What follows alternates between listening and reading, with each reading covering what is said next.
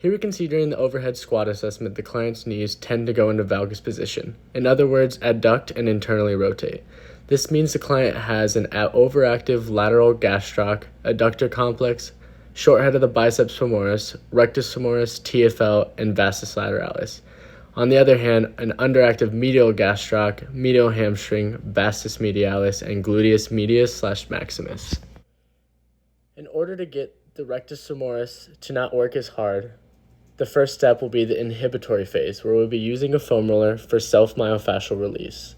The client will lay prone on with the rectus femoris directly on top of the foam roller and in an almost plank position. The client will hold the foam roller there for about 30 seconds and then roll forwards or backwards towards the areas that are more tender and repeat.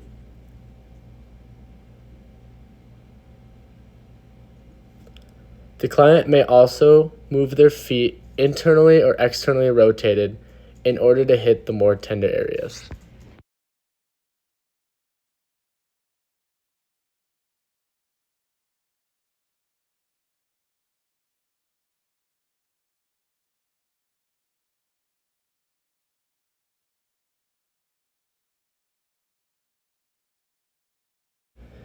If the client needs to further inhibit the rectus femoris, the foam roller may be repeated with one leg at a time. This can be done by putting all the pressure on that one leg as you continue to move the foam roller up and down, and as before, externally/internally rotate the leg to hit the tender areas.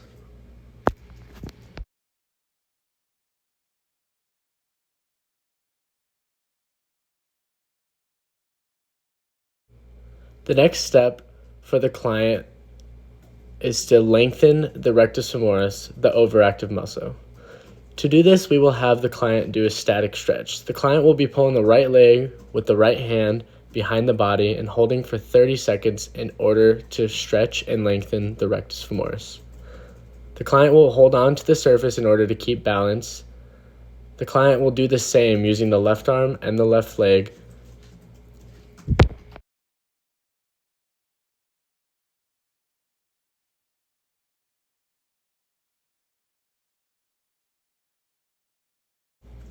The next step for the client is to do an isolated strength technique to strengthen the underactive gluteus maximus.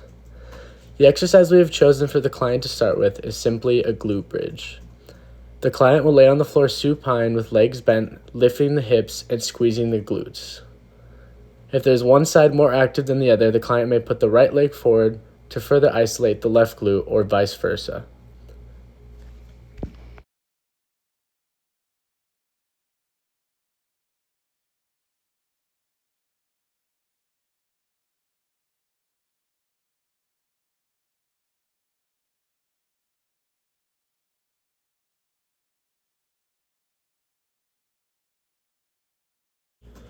In order for the client to progress this, they may use a barbell on top of their hips and add weights. The client will have their back elevated on the pad and will use their hips to push the weight up and squeeze the glutes, same as the glute bridge. Now that the rectus femoris is less activated and the gluteus maximus is more activated, the last step is to put the client through a dynamic movement in order to use the muscles synergistically and train the body to do proper movement patterns. In order to do this, we will have the client perform a squat. The client will focus on keeping knees over the toes and avoiding the valgus position.